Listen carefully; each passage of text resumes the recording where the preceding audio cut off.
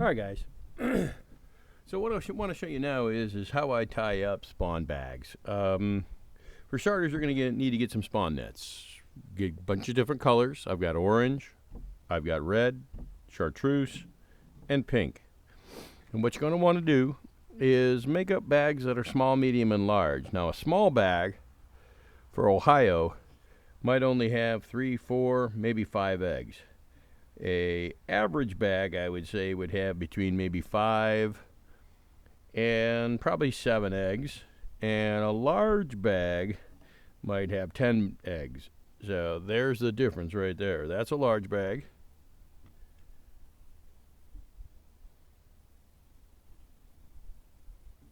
Oop.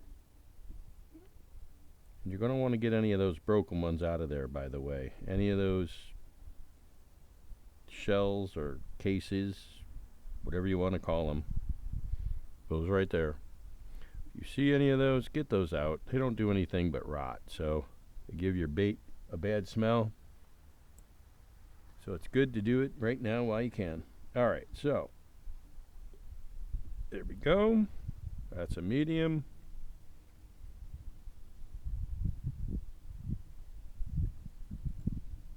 I'd say more or less that's a medium. And that's a small. So here's how we tie them. You get some magic thread, whatever color you want. Doesn't make a bit of difference. Roll our sleeves up. We're going to take all 4 corners, pull them together. We're going to then pinch off the bag, kind of down low, and we're going to start twisting. Now the goal to this is to get it tight, but don't break eggs. Then we take our magic thread. We give it 1 wrap. 2, 3, 4, pull it tight. 1, 2, 3, 4, pull it tight. 1, 2, 3, pull it off. Now, that's it, right there. Nice juicy bag. What we're going to do now is take some scissors, trim the end off, and we're all set and ready to go. So again, we're going to take our 4 corners together, pull them together. Some people use some kind of a jig to do this. That's just such a waste of time. I don't get it. I mean, seriously. Again, I like to make sure that they're nice round balls too. Doesn't that look yummy like that? So again, we're going to twist it. When you use those jigs like that, you don't really have any contact with your bait, and so it's almost like you don't know what you're going to end up with when you're done. Again, magic thread. We're going to go 1, 2, 3, pull it. 1, 2, 3, pull it. 1, 2, 3, pull it off.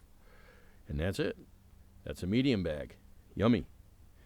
And let's go for the small chartreuse. This would be when you're fishing super clear water, and those fish are real skittish and line shy. Again, we want to ball these guys up as much as possible. Try to make it look natural. Got to remember, most of the steelhead and trout around here are hatchery fish. The reason these things bite these things is because they've been fed like dog food their whole life. Kibble. So again, here we go. We got them in a nice little, somewhat of a ball. We're going to take the magic thread. 1, 2, 3, pull it tight. 1, 2, 3, pull it tight. 1, 2, 3, break it off. And that there, friends, is a small bag. Again, we're going to cut it off just above where we tied it, about right here.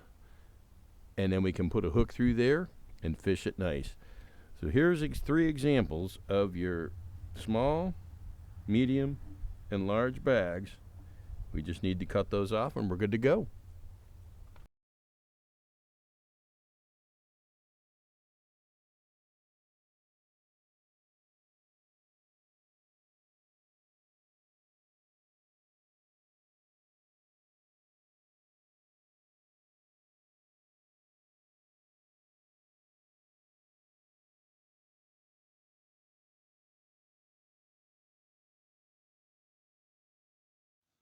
All right, guys, so this is the magic thread. There's 2 types and multiple colors. This is the fabric type. That's the salmon or red. That's the fabric type in orange. And this is going to be the fabric type in chartreuse.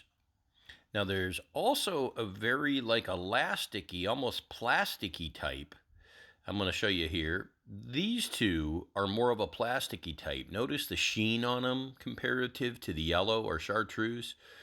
The one on the chartreuse is more of a fabric. The one in my left hands were more of a rubber. And then these are called floaters. And what these do is you put a few of these in spawn bags and they help float them, keep them right off the bottom, so that they're within striking zone or feeding zone of the steelhead. So note all different colors. And again, I'm about to put a few of these in each net. And we will tie these bags up. So sit tight. I'm going to tie a few and we'll speed this up and you can take a look.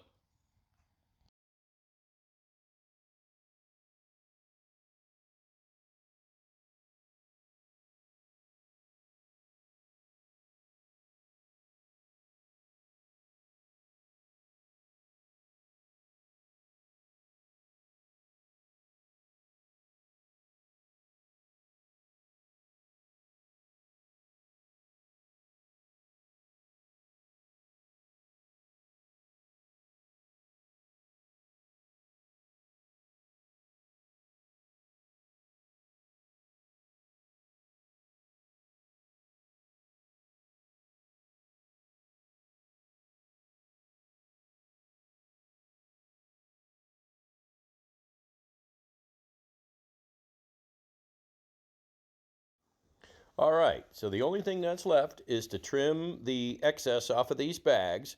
So you're going to grab it from the opened end, the part that you don't need. Go ahead and get a pair of scissors and cut just above the line and the magic thread that you just tied. Now what you're going to do is lay them out on a plate and make sure they do not touch. You're going to need to freeze these, and if they're touching, they're no good. So again, lay them out individually on a plate and do not let them touch.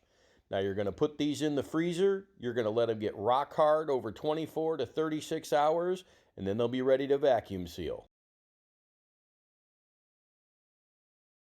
Okay guys, so here there is what they look like after freezing them. They are rock hard. Notice they're a little bit lighter in color. They got the floaters in there, and we're gonna get ready to vacuum seal them here. Again, make sure they're rock hard, otherwise you'll crush your eggs.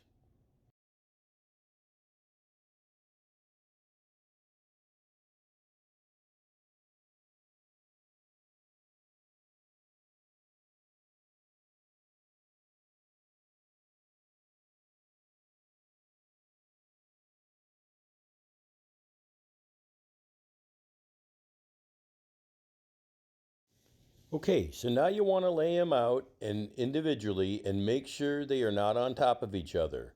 They need to be singly placed in the vacuum bag so they don't crush each other.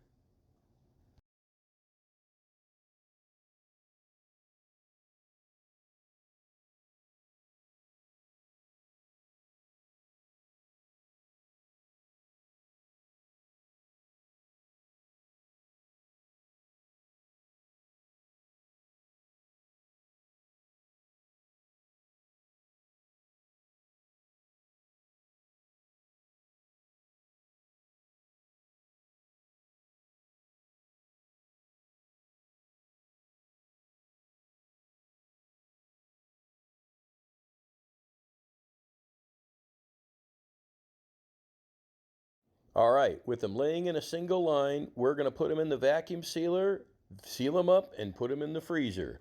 From there, we're going to let them freeze. They'll be good to fish for approximately a year. Just make sure you cut the bag open before you end up thawing them.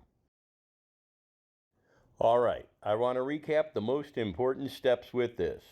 First of all, when getting ready to freeze them, put them on a plate individually and do not allow them to touch.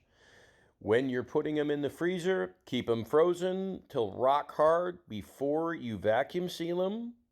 Make sure they're laying individually as you vacuum seal them. And most importantly, cut the bags open before you thaw them or the pressure will crush your eggs. Thank you for watching, and as always, good luck and good fishing.